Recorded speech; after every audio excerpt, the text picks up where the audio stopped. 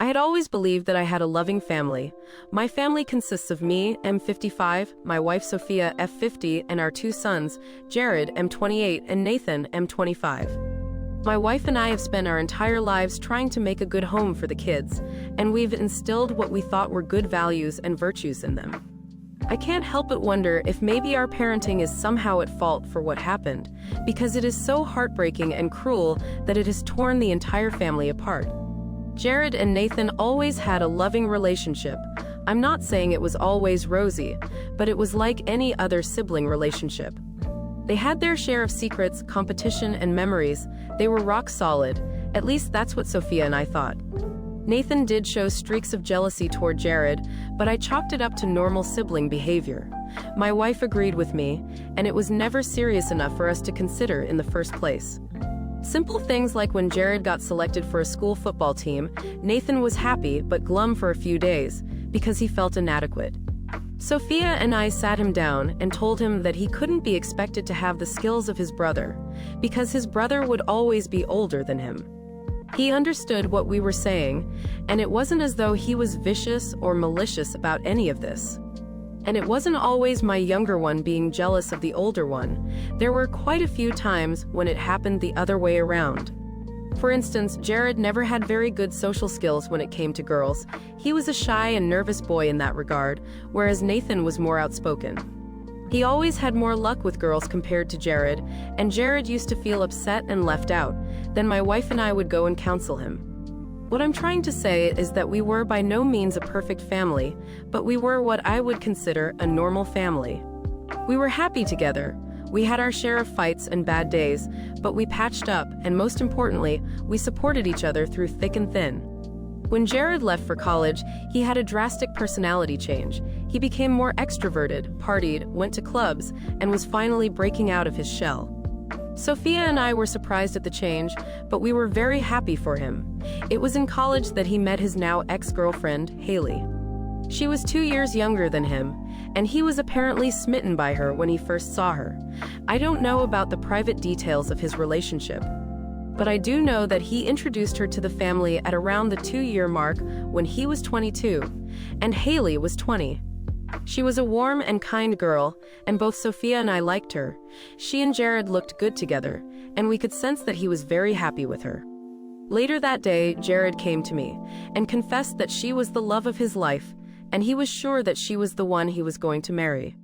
I told him that I was happy for him, and I also told him that I liked Haley. However, my advice to him as a father was not to take things too fast and to wait a little before proposing. I told him that both of them were young, and as they would grow, their beliefs and outlooks might change, so it was important for him to be completely sure that both of them were compatible in the long term, and not just in love. We met Haley a couple more times over the next year and a half. Now, during this time, Nathan was not at home. Both my sons had gone to college in other states by then. Nathan couldn't make it at that point, and therefore he did not meet Haley. A year and a half later, Jared and Haley started having problems. He wouldn't share it with us, but he just stopped bringing her over, and looked tense all the time.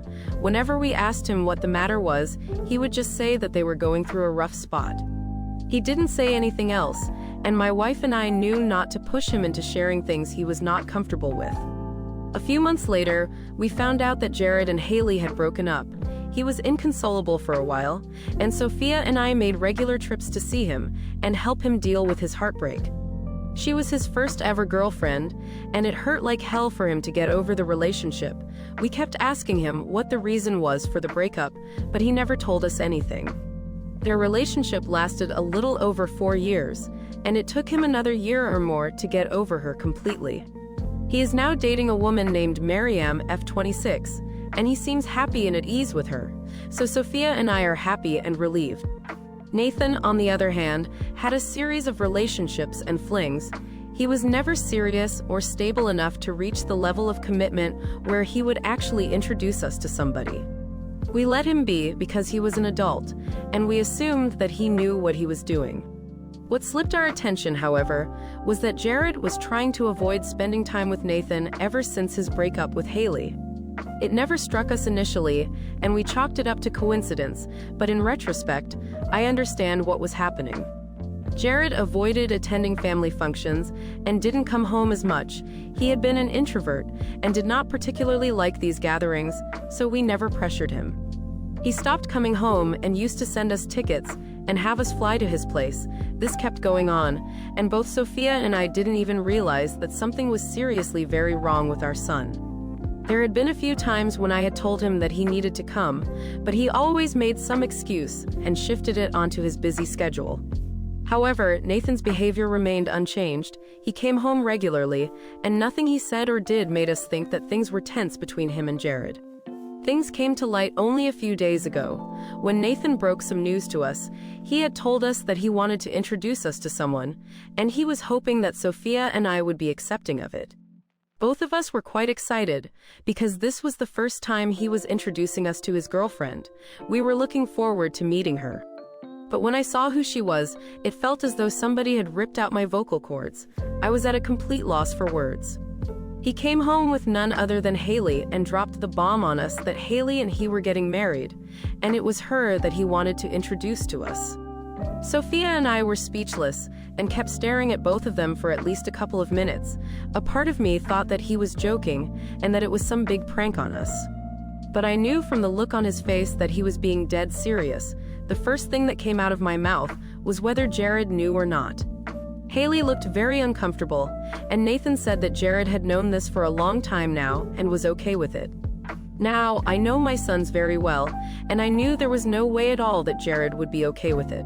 I told Nathan to stop lying and that I did not believe what he was saying. He lost his temper on us and started accusing us of favoritism and not being happy for him. He said that when Haley and Jared were a thing, both Sophia and I couldn't stop fawning over her, and now we can't look her straight in the eye, even though she is the same person. He said that he was expecting us to congratulate him, and we weren't even accepting of his relationship, let alone supportive. He told us that we had double standards for accepting Jared's relationship, but having such an extreme reaction to his relationship. I told him that what he was doing was unpardonable, and quite frankly, no less than a sin in my eyes. I wanted Sophia to back me up, but when I looked back, she wasn't there. 5 minutes later, she came downstairs with all of Nathan's important documents, and she threw them in his face, telling him to never show his face to her again. He said that he had come to invite us to his wedding, but we didn't deserve an invite. I said that attending such a wedding would be one of the worst nightmares of my life, so I was glad he was rescinding his invite, for we wouldn't have attended anyway. He stormed out with Haley, and Sophia and I just stared behind him in disbelief. By the time I could process whatever had happened, Sophia had already called up Jared. She asked him if he knew, and he said that Haley had cheated on him with Nathan, which is why they had broken up. He said that initially he hadn't known that she had cheated with Nathan, just that she had been cheating with someone. Jared said that they had tried to move past that, but it kept haunting him, and he realized that he did not want to live like this for the rest of his life. He begged her to tell him who the affair partner was, but she kept blatantly refusing to reveal his identity. All this stress had taken a toll on Jared, and he then decided to break things off with her. 2 months into their breakup, she was already in a relationship with Nathan, and that was when he knew that his own brother was the one his girlfriend had cheated on him with. I asked him if he ever spoke to Nathan about this, and he said that he had. He asked him why he did that, and said that Haley was ultimately not family, and he could expect her to pull off something like this, but never Nathan. Nathan's only reply to him was that we all do shitty things when we are in love. That was the last time the two brothers had spoken to each other. I asked Jared why he never confided in us, and he said that he did not want us to think poorly of him, and this was his personal issue with them, and he felt that getting us involved would not have been the correct thing to do. Listening to him having to be the bigger person, even though he was the one who had been wronged, completely broke me from the inside. I had tears in my eyes and apologized for not being a good father to him, and for not questioning the distance between him and Nathan all these years. It has been 3 days since Nathan and Haley visited us, and both Sophia and I are in shock. We had decided that we would not be attending the wedding. I told her that I personally did not want anything to do with Nathan and Haley, and they were dead to me for all I care. Jared, on the other hand, told us not to ruin our relationship with Nathan over this, but for both Sophia and me, this is the right thing to do. I got a call from my parents yesterday. They live down south, and while we don't meet that much, we are close. When my kids were born, they set up funds for both of them, and this was supposed to be for their college. I was a little hurt by that because I felt that as a father, it was my duty to prepare and save for them. And I made funds for them too. In the end, the boys ended up getting partial scholarships and used my funds, so both of them have the funds set up by my parents intact. My father had told both of them on their 21st birthday that this money was for them to use as they deemed fit, and he would not have any conditions on how they should spend it. Well, apparently, Nathan was planning to use this money to finance his wedding with Haley. My dad called me up to give me a stern talking to regarding our attendance at the wedding. Nathan had complained to him about our lack of support, and Dad was furious. He was practically all but yelling during the call, and he said that he had raised me better than to abandon my own child, especially on the most important day of his life. He said that Haley was a lovely girl, and that I should trust the judgment of my son, and not create unnecessary fuss for no reason. He sounded quite angry, and I was getting livid as well. I could not believe he would side with Nathan and Haley after what happened. But as he kept rambling, I realized that he did not even know the entire Jared-Haley-Nathan drama. And of course, how could he? Jared had not told anyone in the family, and Nathan was not the kind to be candid and upfront about the entire situation. I put the phone on mute and asked Sophia if we should tell him what the reality was, or just let it be. Sophia said that he needed to know, or else everyone would be maligning us and Jared for not standing by family, when he was the one who was completely in the wrong. When Dad was done with his tirade, I told him that I needed to tell him something, and he had to be willing to listen to me with an open mind. I then told him about how Jared and Haley met, how we had met Haley as Jared's girlfriend, and Nathan was not there, then about the troubles that they were facing in the relationship, and finally about the breakup. We also told him what Jared had told us. Once we asked him what was happening with the entire Nathan and Haley engagement, we told him every bit of detail that we knew. At first, he didn't believe us, and accused us of playing favorites and cooking up a story to save ourselves. He asked us to prove this entire theory to us. Sophia took out her phone and said that she was sure that she had a photograph from one of our meetings. She found it and sent it to Dad. He didn't say anything, just sighed deeply into the phone and told us he would get back to us. Early this morning, Sophia got a call from Dad. She relayed their entire conversation to me, and things are not looking good for him. After I spoke to Dad yesterday, he gave Nathan and Haley a call and asked them if what we were saying was true. Nathan tried to defend himself and lie, but Dad called out his bluff. He then said that Nathan would not be receiving a single penny from the fund that had been set up for him. Nathan started crying on the phone, begging his grandfather to reconsider, but he was firm. He said that he would not be paying for a marriage based on betrayal of the family. Nathan then lost his temper and told Dad that on his 21st birthday, Dad had told him that he was free to use the money however he wanted, and this was how he wanted to use his money. He said that it was completely unfair that he was not getting the money, despite being promised the same 4 years ago. He tried to gaslight my father into handing over the funds, saying things like he wasn't a man of his word if he didn't give him the money as he wished, and that it was his right to have the money. So the thing with my dad is that he is a very short-tempered person, and has always been that way. Given his nature and now his age, he really does not have the patience to deal with drama. And Nathan was apparently complaining the entire time on the call, as he thought he would be able to strong-arm my dad into giving him the money, but he had had enough.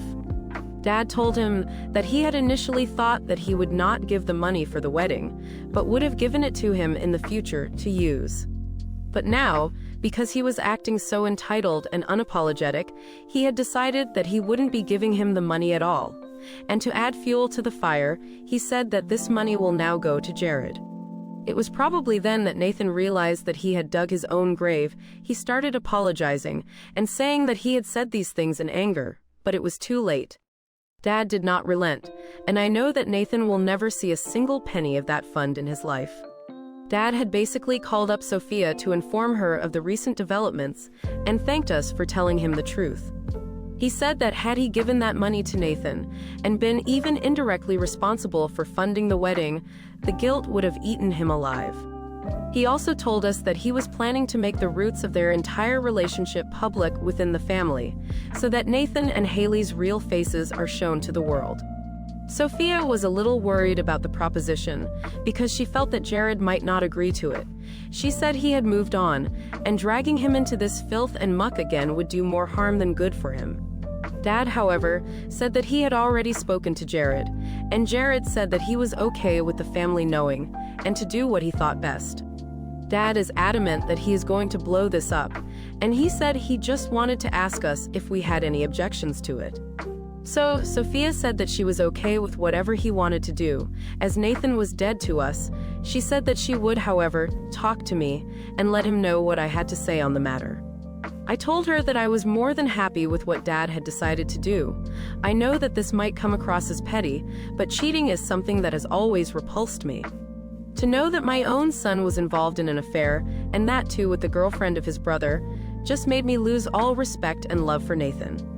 I can't help but feel that maybe there was something wrong with the way we brought him up.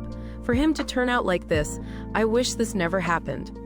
But I know at this point in time, my priority should be to take an unequivocal stand for Jared and not worry about the family reputation. The worst that can happen is that people will judge Nathan for what he has done, and in my opinion, he should be judged and ostracized. His actions are unforgivable, and no amount of redemption can save him. I know this is all going to turn into a huge drama involving the entire family, and I am scared about the repercussions of it on Jared. But if he is okay with it, I am no one to say no. I would give anything to not be in this situation anymore, but I am helpless, and this is what it is now. Update 1. All of us received a forwarded message from Dad. I am copying the entire message here. I have always loved my grandkids and tried my best not to be biased. I am not saying that I have been a hands-on grandfather, but Judith and I have always tried to love and care for them to the best of our abilities. When Jared, Nathan, Bianca, Roxana, and Tyler were born, we set up funds for each of them to use as they wanted. This "as they wanted" was with an unsaid caveat that we would not allow any of them to use this money for immoral activities. I wanted to give this money to Nathan for his wedding with Haley, who seemed like a very sweet girl when Judith and I met her. I was more than happy to contribute to their happy life. Imagine my shock when I found out a few days ago that Haley was actually the ex-girlfriend of Jared, and Nathan and she got together as a result of her cheating on Jared. It seems so far-fetched to be true that my first reaction was to not believe this information. However, to my utter dismay, it is in fact how things have transpired. And I am now taking back my offer of funding the wedding. What I choose to do with that fund is now my own prerogative, and none of you have any claim on it. I am also informing you that I will not be attending the wedding, because I cannot see myself being part of such an unholy union. It was imperative for me to bring out this information, in case Nathan and Haley try to malign me or question my principles and ethics. What you now do with this information is up to you. This message has been forwarded to everyone we consider close family. I don't know if he has sent this message to Nathan and Haley as well, and I am not interested in knowing whether they know what has hit them or not. My sister called me up when she received the text and asked me what on earth was going on. I told her that Sophia and I found out a few days ago, and we were as shocked as anyone else. She is mad at Nathan, understandably so, and has said that she will not be attending the wedding. I told her that Sophia and I were not attending the wedding either, and she heaved a sigh of relief. She felt that maybe she and I were okay with this, or were willing to put up with Nathan for the sake of appearances. I told her that we had severed all ties with him and had nothing to do with him anymore. She asked me if I knew whether Nathan had received this text or not, and I told her that I didn't know, and was not particularly interested either. I don't know who else has received this text, and I don't know or care how Nathan is going to fund his wedding. All I know is that I had raised him better, and if he has chosen this path for himself, then he is no son of mine. Edit. Judith is my mother, and Bianca, Roxana, and Tyler are my sister's kids. Update 2. The wedding is off. Nathan came home 10 days after my dad sent the text. He broke down in front of us, saying that we are the reason he is so unhappy and miserable. Apparently, the recipients included some extended family as well, and all of them refused to attend the wedding. There was a lot of shaming and name-calling, and Haley couldn't handle the stress of it all. She called off the wedding and has not been responding to his calls or texts. I can't say I felt sorry for him, or that I wanted to comfort him. It's just that I did not know how to stop his crying and kick him out of the house, and I'm glad I didn't, because I found out that Haley had told her family a completely different version of the story. She had said that the breakup with Jared happened a year before it actually happened, and that he knew all about her dating Nathan, and was okay with it as well. Everyone on her side of the family believed her stories, but when word got out about the reality of their relationship, everyone was disgusted with her. She has been disowned by her parents and ostracized by her family. Her cousins, whom she is apparently quite close to, have stopped talking to her, as have her friends. Her friends had a good relationship with Jared, and this was told to me by Jared himself. They frequently hung out together. Her friends had also thought that Haley and Jared's breakup was decided mutually, but ever since Dad sent the text, her friends have deserted her too. She is miserable and all alone, and Nathan is shifting the blame on us. He says that we had no business getting unnecessarily involved in his life, and that his life was ruined because of us. Both Haley and he have lost all goodwill and respect from the people they were close to. I told him that it might seem easier and better to him to shift the blame onto us. But the fact of the matter was that he dug his own grave when he decided to get involved with his brother's girlfriend. He tried to pull off the same true love crap with us too, but Sophia was having none of it. She was quite stern with her treatment of him, and said that he was the only one to blame, and that he was a repulsive creature to her, and she couldn't believe how her son could have turned out like that. I tried asking him again why he chose to pursue Haley. Knowing about her and Jared fully well, he didn't have an answer to it, and said that Jared was the one who was holding a grudge for far too long, and that these things kept happening in adulthood. I asked him whether he was sorry for breaking his brother's heart, and the only response that he had to that was asking us whether we were sorry for sabotaging his marriage. I knew then that he was a lost cause, and no amount of understanding or conversation would make him see sense. I told him that this was the last time the doors of my house were open to him. He was free to do whatever he wanted to, and go wherever he wished, but he had no place in my life after doing what he did. He said that we love Jared more than him, and that we are making it so obvious that it is hilarious. I told him that we had always treated both of them the same, but if he thinks this is us playing favorites, he is wrong. I told him we are siding with what is right, not with Jared, and just because he cannot see or realize that what he has done is wrong doesn't make it right. He was obviously not interested in anything that I had to say. He gave us a long, hard glare and stormed off. This happened last night, and he has blocked both Sophia and me everywhere. I can't say it doesn't hurt to lose my family and see it shattering in front of my eyes. But I feel helpless, because I know that there is nothing that I can do to make it whole again. Update 3.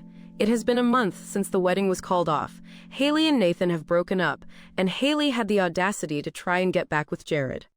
She called him up, apologizing for what she had done, and asked him if he had another chance with her, and with that, a shot at forgiveness.